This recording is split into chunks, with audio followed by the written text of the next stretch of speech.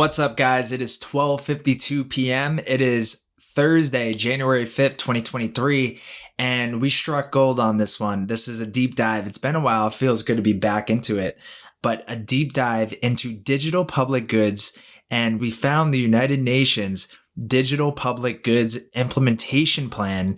It laid it out from September 2020 to December 2022. Now they're looking forward towards 2030. We got the timeline, we got the action items and the implementation plan, and now we know what to look out for, right? We've been tracking it, and we're on top of it. We're going to know what to look for, and this is going to set us up from now until 2030. We literally got 7 years of knowing what's to come.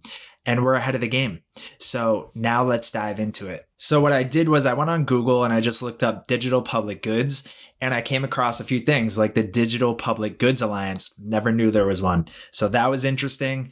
Then I found this article from the United Nations back January 25th, 2022. And then this kind of pertains to this document we covered back in December, Financing Digital Public Infrastructure, Approaches to Sustain Digital Transformation. Then, the Digital Public Goods Alliance. And then I came across the United Nations kind of summary of their roadmap here. So we're going to dive into it, and it's going to be a good one. So buckle up. So let's start off with kind of setting the backdrop with financing digital public infrastructure. So this was back December 2022. It was edited on December 1st. Approaches to sustain digital transformation. You have all these kind of big heads kind of contributing to this document.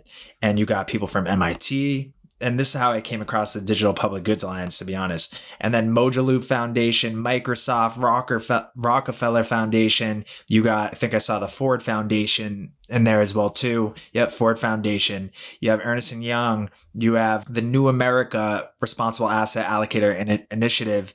You got people from the World Economic Forum, Sheila Warren. So this is, and then Bill and Melinda Gates Foundation, World Bank Group. These are heavy hitters.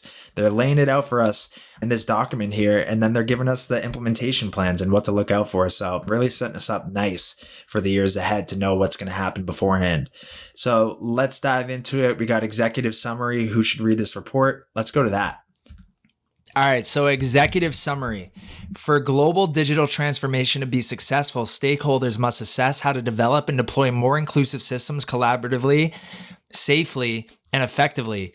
Recently, the C-19 pandemic accelerated the demand for digital solutions to improve countries' public and private service delivery. Then it goes down here. So the results are clear. Legacy systems are no longer fit to govern 21st century societies, and every country and community needs systems suitable for the modern digital age. Our team assessed the challenges surrounding sustainable financing for digital public infrastructure, the digital rails enabling core functions that all societies need to power more inclusive, effective, accountable service delivery, such as identity verification, payments, and data exchange. A growing movement of global leaders are investing in DPI, enabling solutions ranging from the digital economy, health, and education sectors to cash transfers and food distribution. We set out to examine the current landscape of DPI funding, potential sources of new financing, and recommendations of how the public, private, and social sectors might collaborate to resource DPI systems for social impact at scale. So it talks about governments, philanthropies, philanthropic to self-sustaining models, intergovernmental collaboration, talking about multilateral organizations, and diverse funding streams. Then if we keep going down here, it's talking about who should read this report. As the field of DPI continues to grow, this report is intended to serve as a resource for digital government decision makers and civil servants, technologists, funders, and civil society actors who are exploring ways to fund and sustain DPI solutions, whether at the local, country, or global level. Given the breadth of multi-stakeholder funding arrangements, these categories may overlap. Outlined below is how we anticipate different audiences can best harness this content. So it's talking about methodology. So the lack of common financing architecture to support the development of replicable systems built by multi-stakeholder coalitions was identified as a critical gap. The findings below are informed by interviews with more than a dozen experts from organizations across each of these sectors, including the World Bank, the Inter-American Development Bank, DHIS, and Mojaloop, and build on insights shared by funders and government leaders. So let's keep going down here. So there's an intro, And let's try to find and pick out some things. So what is digital public infrastructure? It is payments, including digital transactions and money transfers, data exchange, and information systems and civil registries, and digital forms of ID and identity verification. So just as roads, bridges, and other physical public infrastructure must be safe and easily accessible by everyone in society, so too should the digital public infrastructure. So there's two worlds going on here. We have the physical world, physical commodities, and digital commodities. And the physical commodities are like the gold, the precious metals, gold, silver, palladium, iron, whatever it is. And that is being used to build these devices like an iPhone, which then leads us into the digital commodities with these digital assets that are going to power these new digital roads, bridges, and other digital public infrastructure kind of things. So we have two worlds going on, the physical world, the digital world, and we've had physical commodities. Now we have digital commodities as well too. So both are going to play. You can't have digital commodities without having the physical commodities, right? So both are playing a huge role. What has more upside? I believe the digital commodities, but also the physical commodities have its own pros and cons as well too. So that's where we're heading into. And if all this stuff sounds like gibberish, you kind of get it, then you want to go get your crypto masterclass accelerator, stargate-ventures.com. Link will be in the bio. It's free on our website here. Just click it, fill it out, the information just a little bit, and you get immediate access. It's going to set you up with the keys of knowing where we were at before, where we're at right now, and then what the future holds for us for this digital public infrastructure and how you can execute and capitalize on it.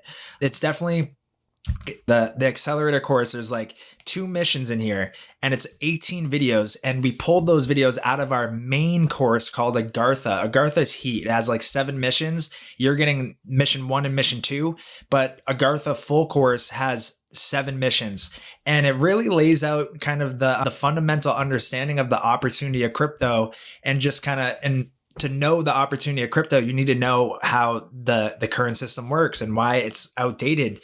Everything that they're saying in this document they came to the conclusion the current system is antiquated and we need to revamp like our digital infrastructure to be able to deal with like the new times.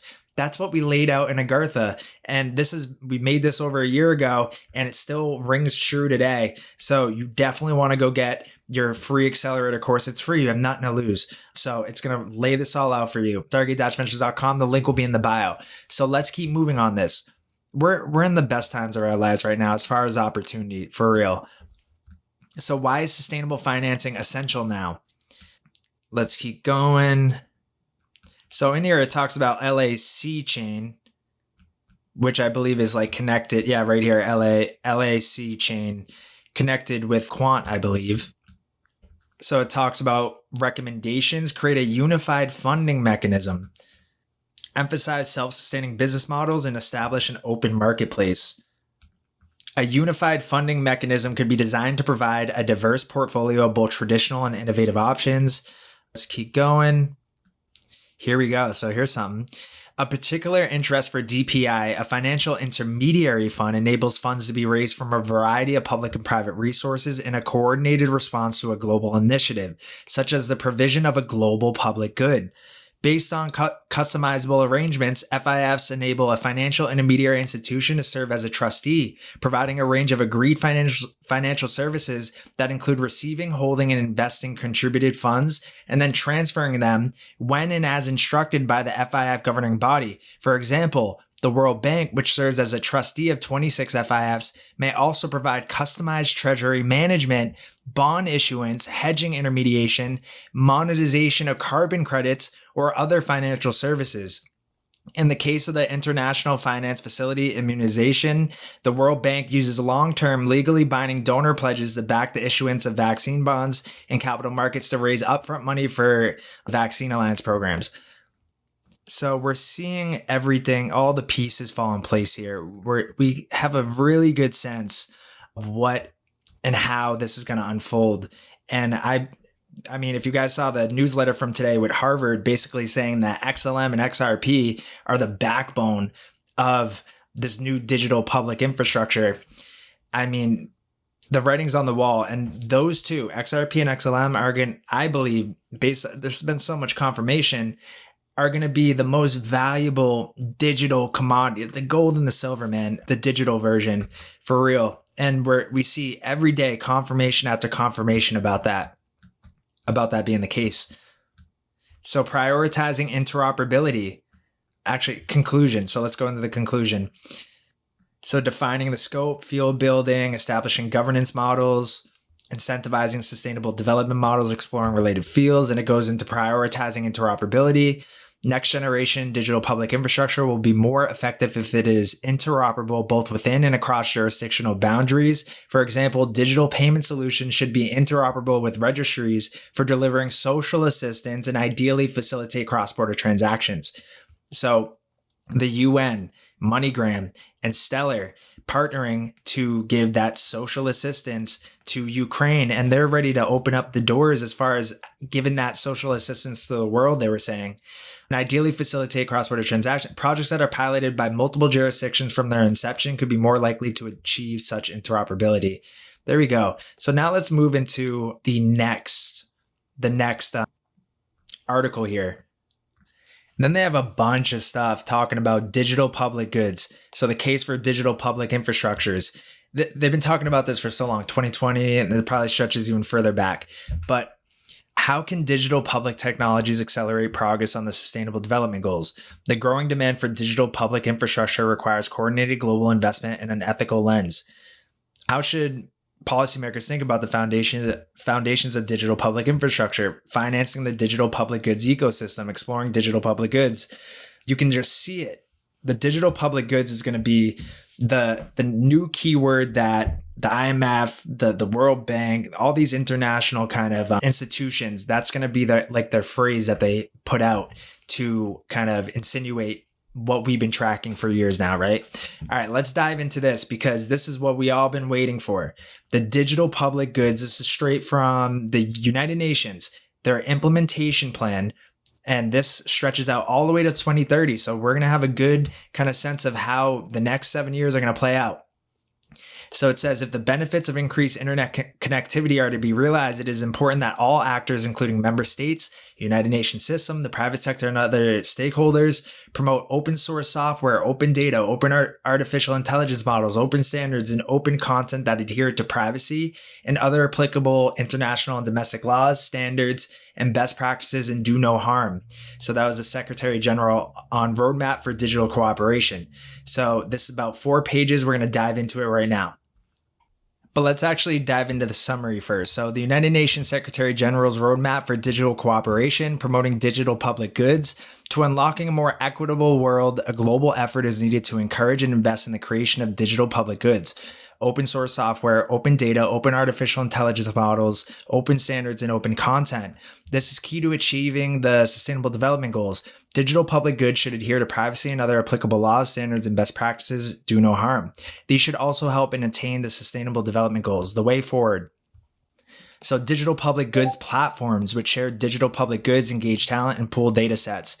Digital Public Goods Alliance, which responds directly to the high-level panel recommendations. Promote robust human rights and governance frameworks and inclusion for such goods. Promote digital public goods, including through greater investment, amplified efforts, and strengthened coordination. All to deploy digital public goods as part of their immediate responses and in the future approaches to achieve the SDGs. So there we go. Now let's go into the roadmap, because the roadmap has the key actions, the operational definition, outputs, deliverables, activities to reach that successful phase of the success criteria, and existing work to leverage is here. So let us dive in. So page 1. So establish working definition and general understanding of digital public goods as described in the roadmap. Building on the work of the Digital Public Goods Alliance to further establish and advance a digital public goods standard that serves as a working definition on what the scope of digital public goods are. Then it talks about some actionable activities here, and then successful criteria. The definition of digital public goods and the standard is readily comprehensible by all relevant parties, especially the open source community, the UN system, and relevant governments. Relevant input for ongoing evolution of the standard over time through a trusted and transparent process. Goes into it here. New America initiatives on digital public goods. talking about their existing work that they've been working on. Then key action 2, establish a go-to digital public goods platform which shares digital public goods, engage talent, and pool data sets, supporting the work of the Digital Public Goods Alliance, which responds directly to the high levels panel's recommendations.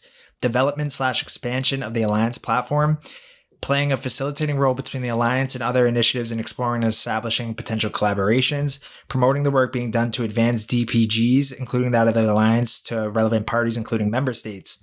Then it says who's involved here. So you have End Violence Global Partner Work on Safety by Design, New America's Registry, Digital Atlas hosted by WHO, Catalog of Digital Solutions hosted by DIAL, Digital Public Goods Alliance. So we're going to have to look into kind of these different initiatives going on, because Digital Atlas could be, or New America's Registry, that could be something with like digital IDs, something like that. So we get a good feel into who might be involved with that. Key action 3, promote robust human rights and governance frameworks for inclusion for such goods. Talking about that here. We're not going to dive into that much. Promote digital public goods, including through greater investment, amplified efforts, and strengthened coordination. Promoting awareness, developing financial models and maintenance for digital public goods. So Digital Public Good Alliance. Okay, so good thing we have that up there. We're going to dive into that.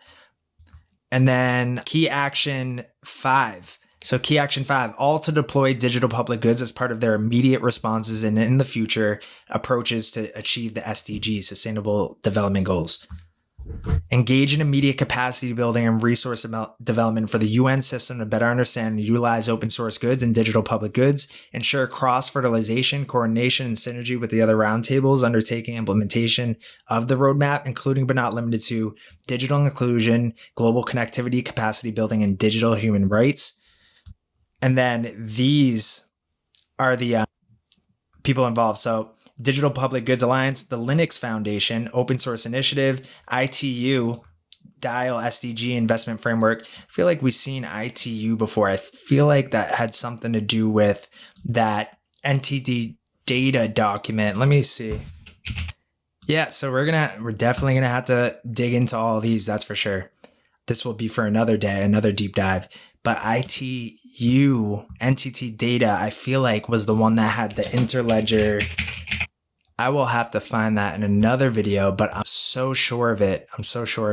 I'll include that in the description of this video below if I find it after the fact. But I want to keep going here. So UNTIL, innovation programs, IBM, call for code campaign, private sector, catalog for digital solutions, has running lists of use cases. Then you have some other ones in here. So very interesting stuff. Very interesting. This is how they're going to roll out the digital public goods from now until 2030.